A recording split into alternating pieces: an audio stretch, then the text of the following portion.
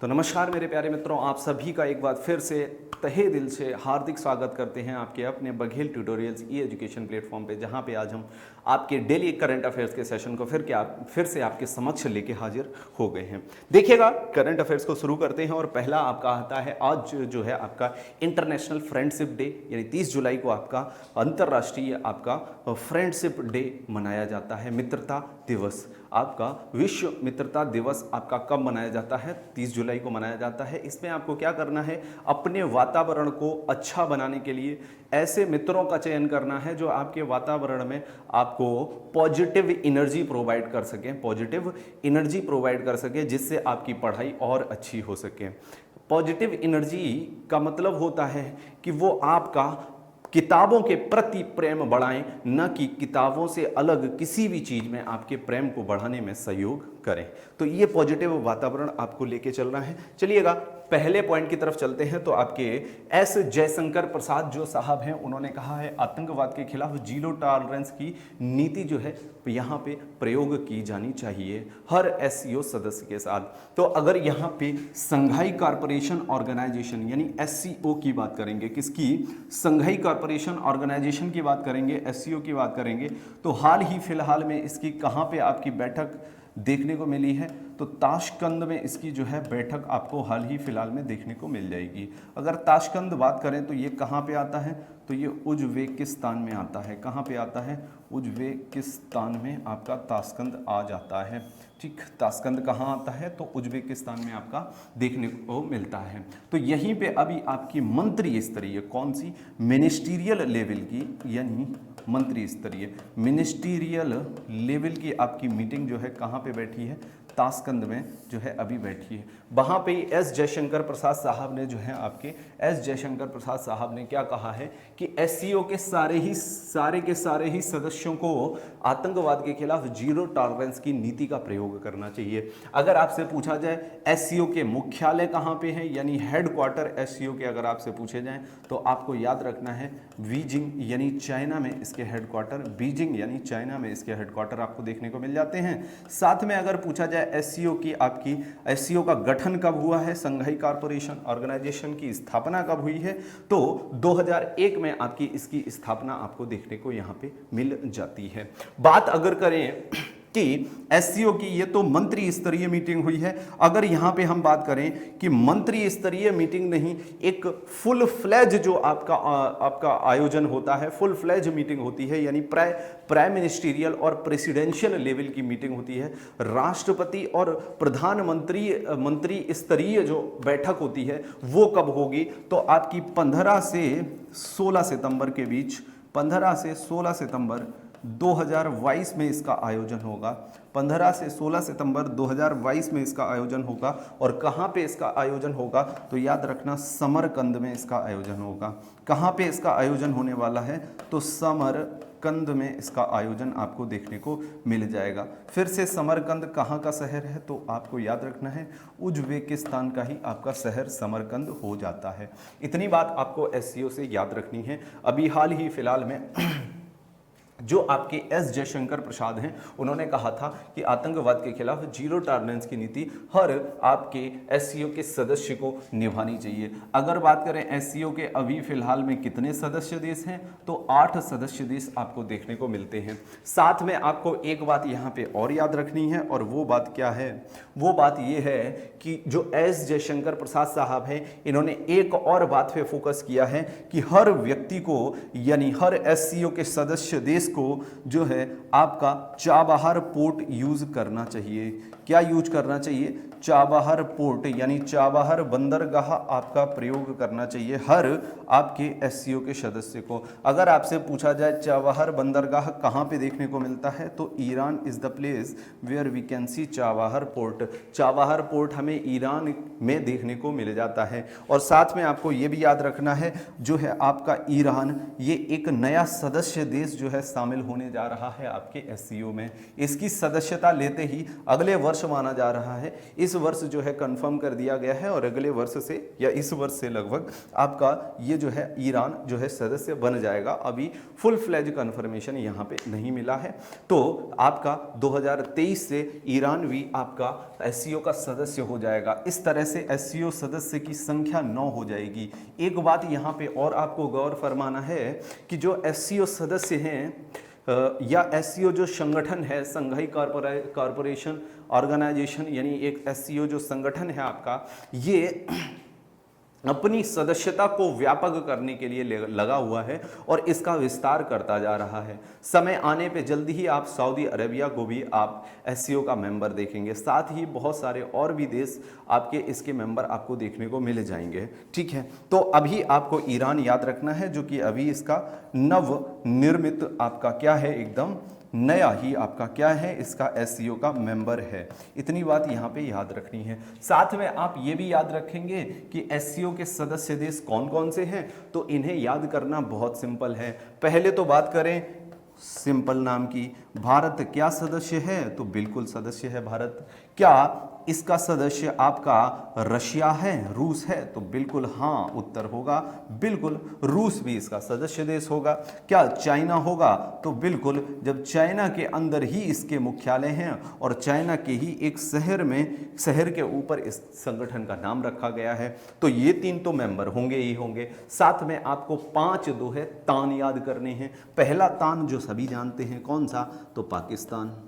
पाकिस्तान क्या इसका सदस्य देश है, तो आंसर होगा बिल्कुल उज्बेकिस्तान। जब उज्बेकिस्तान में आपका इसका मुख्यालय देखने और उज्बेकिस्तान में आपकी इसकी मीटिंग आपको देखने को मिल रही है, तो आपकी जो है ये मेंबर होना ही चाहिए। तो बिल्कुल उज्बेकिस्तान भी इसका क्या है, आपका सदस्य देश है। साथ में किर्गिस्तान भी इसका क्या है, आपका सदस्य देश है। किर्गिस्तान भी इसका क्या है, आपका सदस्य देश है।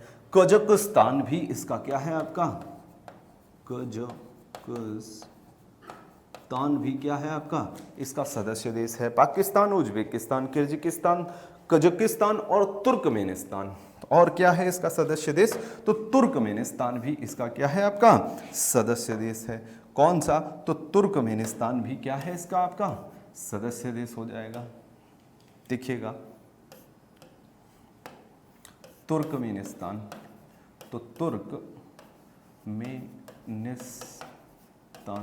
ये भी आपका क्या हो जाएगा, इसका सदस्य देश हो जाएगा। तो भारत, रूस, China, Pakistan, Uzbekistan, Kyrgyzstan, Kazakhstan और तुर्कमेनिस्तान, इस तरह से आपके 8 सदस्य देश हो जाएंगे। किसके ये 8 सदस्य देश हैं, तो ये आपके 8 सदस्य देश एससीओ यानी संघाई कॉरपोरेशन ऑर्गेनाइजेशन के ही 8 सदस्य देश हमें यहाँ पे देखने को मिलते हैं। नेक्स्ट पॉइंट यहाँ पे बहुत इंपॉर्टेंट है, वो आपको देखना ही चाहिए। यहाँ पे मैंने 2 बातें बताई, एक तो आपके सामने लिखी हुई है और दूसरी बात ये है कि आपके जयशंकर प्रसाद साहब ने कहा है कि एससीओ के सदस्य मेंबर्स को चाबहार पोर्ट का प्रयोग करना ही चाहिए। चाबहार पोर्ट अगर आपसे पूछा जाए कहाँ पे है, तो ईरान उसका सही उत्तर हो जाएगा। एक एससीओ का ही आपका एक और संगठन है जिसे हम किस नाम से जानते हैं, तो रेट्स नाम से जानते हैं। किस नाम से जानते हैं, तो रेट्स। कौन सा है नाम भाई इसका, तो रेट्स नाम है।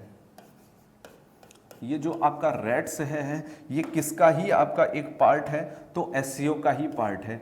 अगर पूछा जाए इसका फुल फॉर्म, तो याद रखना रीजनल एंटी टेररिस्ट स्ट्रक्चर, यानी आतंकवाद से लड़ने के लिए एक आपका अलग से स्ट्रक्चर तैयार किया गया है एससीओ यानी संघाई कॉरपोरेशन ऑर्गेनाइजेशन के द्वारा। उसे बोला जाता है regional anti terrorist structure of Shanghai corporation organisation यानी एससीओ।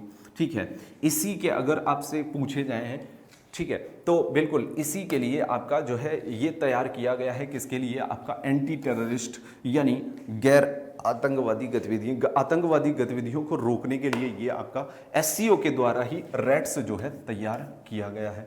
इतनी बात आपको यहाँ पे क्लियर होनी चाहिए। साथ में आपको अगर पूछा जाए कि एससीओ के अभी वर्तमान में आपके प्रेसिडेंट यानी अध्यक्ष के रूप में कौन काम कर रहा है, तो झेंग मिंग साहब जो है आपके चाइना से संबंध रखते हैं, ये आपके इसके क्या हो जाएंगे, प्रेसिडेंट यानी अध्यक्ष हो जाएंगे। इतनी बात यहाँ पे आपको क्लियर रहनी चाहिए। चलिए नेक्स्ट पॉइंट को हम यहाँ पे डिस्कस कर लेते हैं। देखिएगा नेक्स्ट पॉइंट में सैन्य खर्च के मामले में पिछले साल तीसरे स्थान पर रहा भारत। तो सैन्य खर्च के मामले में हमारा भारत पिछले साल कौन से में स्थान पे रहा, तो तीसरे स्थान पे रहा। बिल्कुल हमारा भारत तीसरे स्थान पे रहा। अगर सैन्य खर्च की बात करें, अगर हम किसकी बात करें, सैन्य खर्च की बात करें, तो कौन सा ऐसा ऑर्गेनाइजेशन है, कौन सा ऐसा संगठन है जो विश्व के सभी देशों के सैन्य खर्चे यानी सेना पे किए गए व्यय को निकालता है, तो उसका नाम हो जाएगा सिप्री। ठीक है, यहां देखिएगा ध्यान से, सिप्री जो आपका ऑर्गेनाइजेशन है ये आपका सैन्य खर्चे को कैलकुलेट करता है। अगर बात करें ये आपका कहां पे स्थित है, तो स्वीडन देश में ये आता है। स्वीडन देश के स्टॉकहोम शहर में जो है ये सिप्री संगठन आपका देखने को मिल जाएगा। इसका मुख्य कार्य है कि विश्व भर में पीस यानी शांति को स्थापित करना। अब ये शांति को स्थापित सैन्य खर्चा निकाल के कैसे कर रहा है, हर देश का ये सेना का खर्चा निकालता है और बताता है विश्व को कि जो देश सबसे ज्यादा सेना पे खर्चा कर रहा है वही अशांति का सबसे बड़ा कारण होगा, क्योंकि सेना आप मारने तोड़ने के लिए ही बनाते हैं, यानी शांति को भंग करने के लिए बनाते हैं। शांति को स्थापित करना है तो आप सैन्य खर्चा कम करिए, कम रखिए। बिल्कुल सही सुना आपने, तो ये शांति को स्थापित करने वाला ही संगठन है। अगर फुल फॉर्म पूछी जाए तो याद रखना Stockholm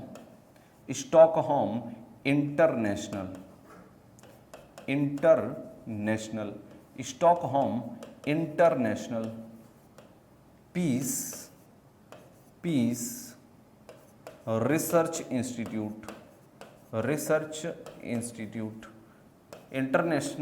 Stockholm international peace research institute, इसका क्या हो जाएगा, आपका नाम हो जाएगा। इतनी बात आपको याद रखनी है। कहाँ पे स्थापित है, तो स्टॉकहोम के शहर, स्वीडन के शहर स्टॉकहोम में आपका ये सिप्री जो है आपका स्थापित है। अगर बात करें इसकी स्थापना कब हुई है, तो 1966 में इसकी जो है आपकी स्थापना हुई है।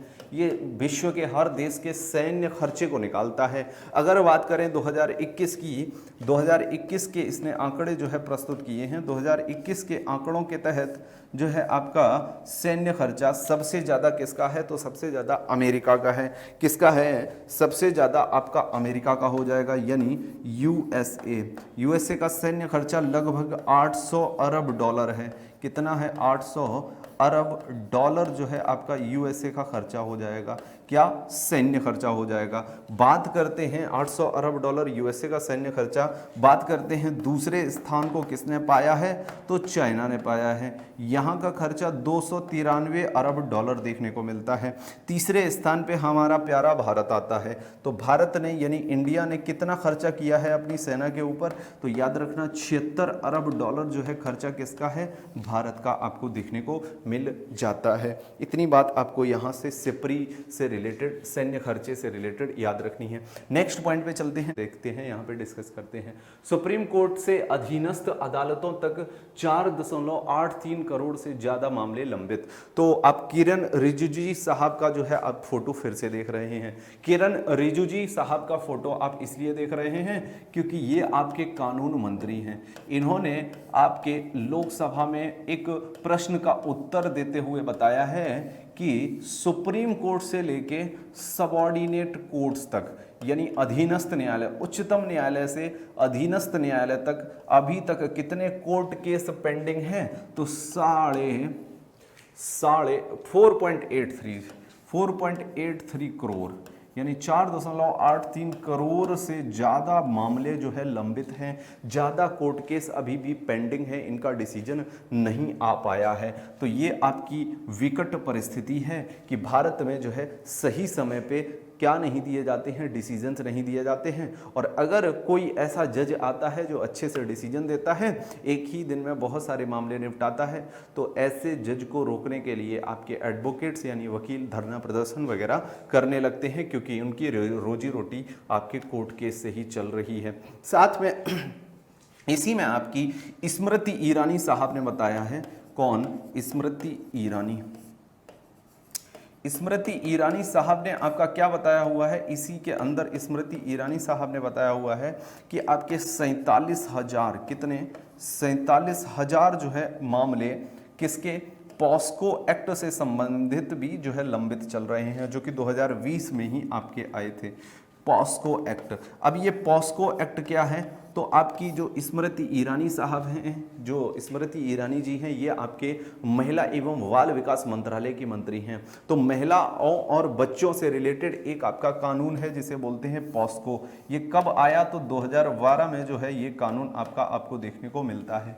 2012 में पॉस्को एक्ट आया। तो पॉस्को एक्ट किसके लिए है?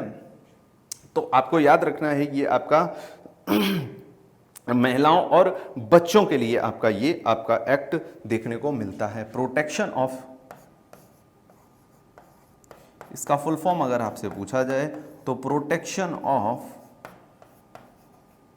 Children sexual offences act. Protection of children sexual offences act from sexual offences act.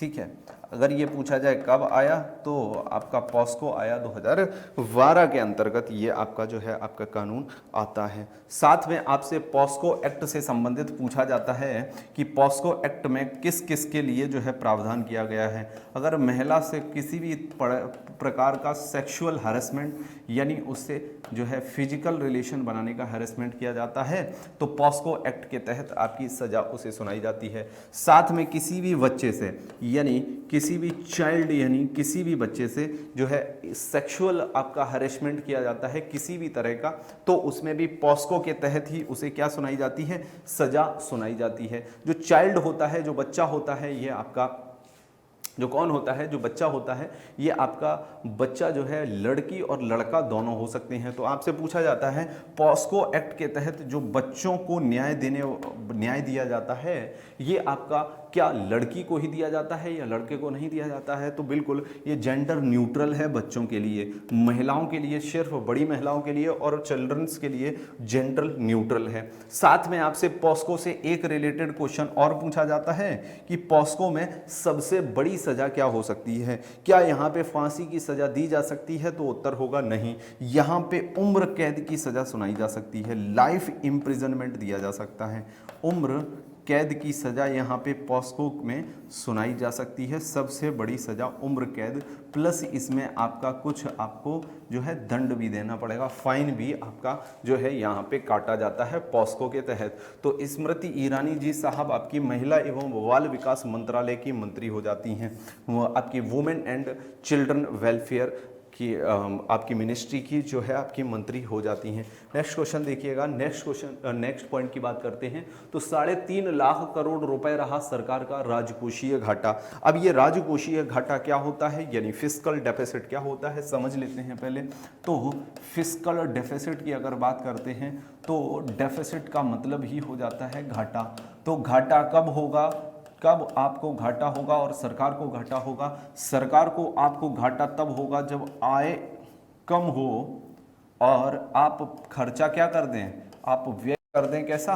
व्यय ज़्यादा कर दें। यानी आपके पास 50 रुपए थे और आपने अपने 50 रुपए में से 100 रुपए खर्च कर दिए, ऐसा तो हो नहीं सकता। अगर आपकी पॉकेट में 50 रुपए हैं तो अगर आपको 100 रुपए खर्च करने हैं तो 50 रुपए किसी से उधार लेने पड़ेंगे। तो जो 50 रुपए आपने उधार लिए हैं वही क्या हो जाएगा? घाटा हो जाएगा।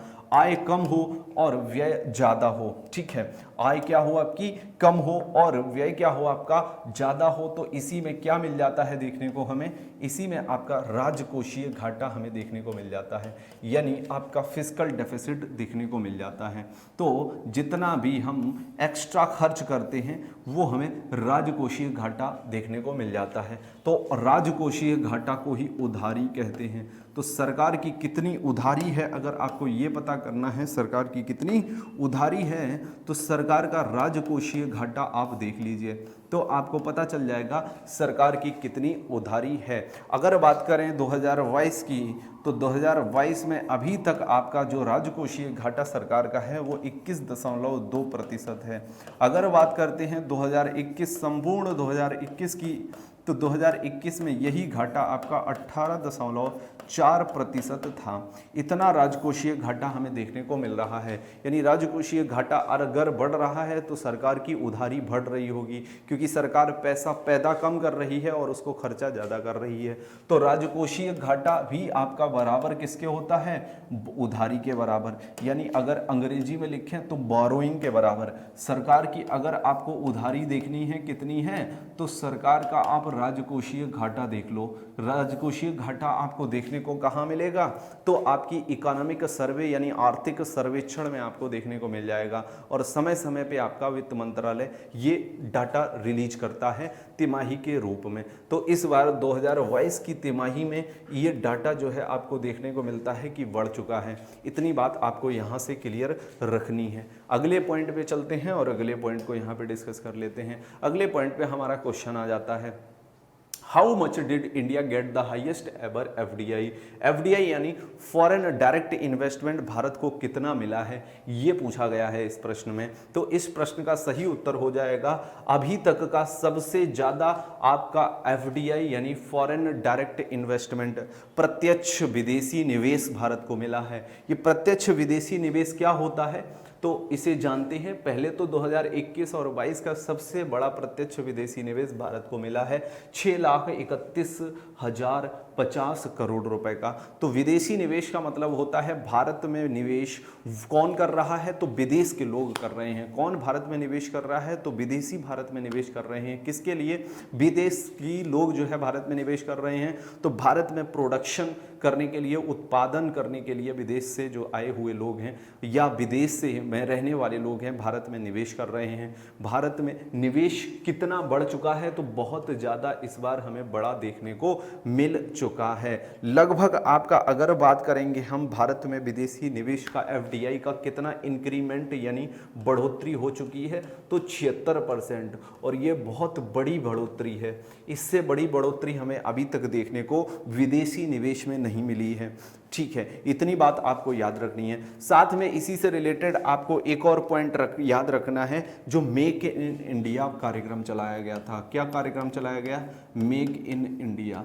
तो मेक इन इंडिया में क्या किया गया था कि विदेशी निवेश भारत में बढ़े, इसके लिए क्या किया गया था, विदेशी निवेश भारत में बढ़े, इसके लिए क्या किया गया था कि आपका जो भी भारत में निवेश करना चाहता है उसके लिए कानून, जो कानूनी कार्रवाई थी उसे ढीला कर दिया गया था। यानी इतने ज़्यादा कड़े कानून आपको फॉलो नहीं करने पड़ेंगे, नहीं निभाने पड़ेंगे अगर भारत में आप विदेशी निवेश करते हैं। तो आपसे पूछा जाएगा मेक इन इंडिया कार्यक्रम कब लॉन्च हुआ, तो याद रखना है 2014 में मेक इन इंडिया कार्यक्रम आपका लॉन्च हुआ था। और मेक इन इंडिया की वजह ही से आपका 48% विदेशी निवेश में जो है इंक्रीमेंट देखने को मिल रहा है। 48% जो आपका इंक्रीमेंट हुआ था, ये सिर्फ और सिर्फ मेक इन इंडिया के 25 सेक्टर्स, क्योंकि मेक इन इंडिया में कितने सेक्टर्स आपके, कितने क्षेत्र आए हैं, तो 25 सेक्टर्स मूल रूप से मेक इन इंडिया में रखे गए हैं भारत के। तो इन 25 सेक्टर्स की बात करें तो इन्हीं में आपका 48% ग्रोथ आपको देखने को मिलता है। तो अगर हम अप्रत्यक्ष रूप से बोले, इनडायरेक्ट कनेक्शन निकालें, तो मेक इन इंडिया से ही 48% एफडीआई में आपका इंक्रीमेंट मिलता है। साथ में मेक इन इंडिया में आपके तीन जो है आपके कन्फर्मेशन यानी 3 आपके वादे भी किए गए थे, या 3 चीजों को आपका शपथ भी यहां पे ली गई थी। क्या क्या, मेक इन इंडिया जब शुरू किया गया था तो बोला गया था 12 से 14% भारत की उत्पादन क्षमता बढ़ानी है। उत्पादन क्षमता भारत की कितनी बढ़ानी है? 12 से 14%। साथ में इसमें एक और पॉइंट था कि भारत में लगभग आपका अगर बात करेंगे तो उत्पादन क्षेत्र से, भारत में उत्पादन क्षेत्र से लगभग 100 मिलियन जॉब्स, कितनी जॉब क्रिएट करनी है, कितनी आपकी रोजगार बनाने हैं? 100 मिलियन जो है आपके जॉब क्रिएट करने हैं। जॉब क्रिएट करने हैं किस क्षेत्र में? तो उत्पादन क्षेत्र में। उत्पादन यानी मैन्युफैक्चरिंग सेक्टर में कितनी जो है जॉब क्रिएशन का आपका लक्ष्य रखा गया था? तो 100 मिलियन जॉब का। अगर पूछा जाए ये किस वर्ष तक जो है आपका रखा गया था, तो 2022 तक 100 मिलियन जॉब का आपका उद्देश्य यहाँ पे रखा गया था। साथ में इसमें एक और आपका लक्ष्य रखा गया था कि जो है आपका जो उत्पादन क्षेत्र है, जो आपका उत्पादन क्षेत्र है ये भारत की जीडीपी का कितना हो जाए? तो भारत में ये जीडीपी में अपना 25% जो है क्या देने लगे? भारत की जीडीपी में ये अपना 25% योगदान देने लगे। उत्पादन क्षेत्र जो है आपका भारत की जीडीपी में 25% क्या देने लगे? योगदान देने लगे। अगर बात करें इसकी आपकी जो है लक्ष्य ये कब तक रखा गया था? 2022 तक रखा गया था, लेकिन इस लक्ष्य को जो है आपका संशोधित कर 2025 कर दिया गया है। ठीक है, इतनी बात आपको मेक इन इंडिया कार्यक्रम से याद रखनी होगी। ठीक है, इस पॉइंट को यहाँ पे आपने नोट रखना है अपने दिमाग में। नेक्स्ट पॉइंट की तरफ बढ़ जाते हैं। नेक्स्ट पॉइंट को देखते हैं जरा। तो एफडीआई आपका प्रत्यक्ष विदेशी निवेश होता है। साथ में वित्त मंत्री निर्मला सीतारमण देखने को मिलती है, उप वित्त मंत्री भागवत कराड़ी साहब देखने को मिलते हैं। साथ में आर के सन्मुखम शेट्टी आपके स्वतंत्र भारत के पहले वित्त मंत्री थे और उन्होंने स्वतंत्र भारत में पहली बार अपना बजट जो है पेश किया था।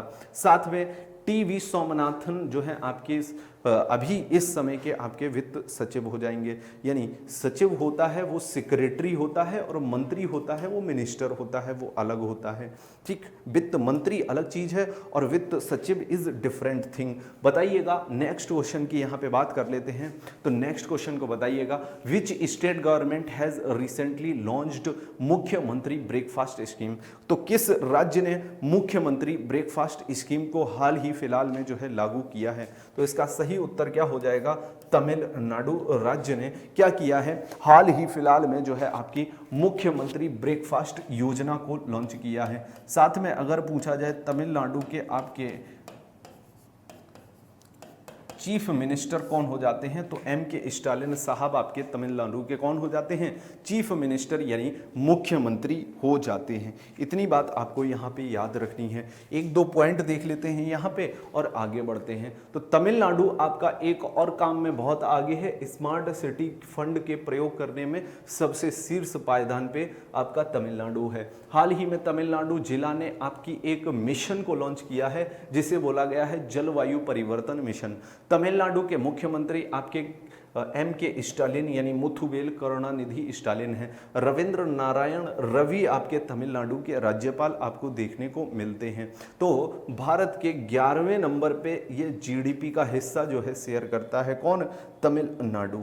अगले पॉइंट को देखते हैं, अगले क्वेश्चन को यहाँ पे हम लोग पढ़ते हैं। तो वेयर वॉज द 80th 80वां आपका annual sugar convocation technologist association कहाँ देखने को मिला? The sugar technologist association of India 80वां इसका आपका समारोह कहाँ आपको देखने को मिला?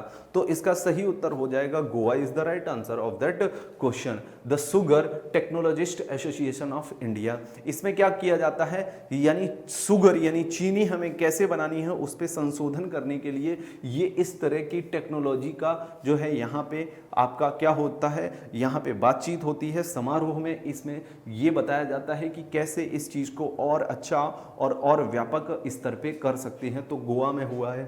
अगर बात करें इससे तो पॉइंट रिलेटेड हो जाएंगे। The sugar technologist association of India का आयोजन 28 से 29 जुलाई 2022 के अंदर हो रहा है। किसके अंदर? 28 से 29 जुलाई 2022 के अंदर आपका क्या हो रहा है? तो the sugar technologist association of India का आपका आयोजन 28 से 29 जुलाई 2022 के बीच में हो रहा है। ये कहाँ हो रहा है? तो आगे बात करें, ये जो है sugar technologist association of India की स्थापना कब हुई थी? तो 1925 में हुई थी। आपकी बात करें स्थित कहाँ है शुगर टेक्नोलॉजिस्ट एसोसिएशन? तो दिल्ली में आपका स्थित है। गोवा की अगर बात करेंगे तो यहाँ पे एक फेमस चर्च आपको देखने को मिलता है, सेंट फ्रांसिस चर्च यहाँ पे आपको देखने को मिलता है। प्रमोद सावंत गोवा के अभी मुख्यमंत्री हो जाएंगे। राज्यपाल आपके पीएस श्रीधरन पिल्ले साहब हो जाएंगे। नेक्स्ट क्वेश्चन की यहाँ पे बात कर लेते हैं, where was the national global tiger day celebration 2022 held? तो 2022 का ग्लोबल टाइगर सेलिब्रेशन डे कब जो है आपका मनाया, कहाँ पे मनाया गया? हमने आपको कल ही बताया था कि 29 जुलाई आपका विश्व बाघ दिवस के रूप में मनाया जाता है। तो भारत में वो कहां पे आपका जोरों। चलिए नेक्स्ट क्वेश्चन पे चलते हैं। नेक्स्ट क्वेश्चन को बताइए, नेक्स्ट क्वेश्चन का सही उत्तर क्या होगा? About how much money is being spent by the government in try colour campaign? तो घर घर तिरंगा जो है आपका जो अभियान चल रहा है, इसमें सरकार ने कितना पैसा जो है खर्च करना है? तो 200 करोड़। इसमें अगर आपसे पूछा जाए कितना पैसा खर्च करेगी सरकार, तो 200 करोड़ करेगी। इसमें 13 से 15 अगस्त जो है इसकी क्या हो जाएगी, इसकी समय सीमा हो जाएगी, यानी 13 से 15 अगस्त तक ये अभियान जोरों शोरों से चलाया जाएगा। बात करिएगा इसके अगले कुछ पॉइंट्स की, तो हर घर तिरंगा अभियान के तहत 13 से 15 अगस्त जो है चलाया जाएगा। साथ में केंद्र सरकार ने लगभग 20 करोड़ घरों में तिरंगा फहराने का क्या किया है, जो है तिरंगा फैलाने का लक्ष्य रखा है। कितने? 20 करोड़। साथ में आपको याद रखना है 4 अगस्त को अमेरिकी तट रक्षक दिवस होता है, 6 अगस्त को हिरोशिमा दिवस देखने को मिलता है, 7 अगस्त को राष्ट्रीय हथकरघा दिवस आपको यहाँ पे देखने को मिल जाता है, 8 अगस्त को भारत छोड़ो आंदोलन दिवस देखने को यहाँ पे आपको मिल जाता है। चलिए आज इसी के साथ हम अपने करंट अफेयर्स के कार्यक्रम का समापन करते हैं और कल फिर आपको इन ऐसे ही करंट अफेयर्स के सेशन के साथ फिर से आपके समक्ष हाजिर होंगे। तब तक के लिए आप अपना ख्याल रखिए और पढ़ते रहिए।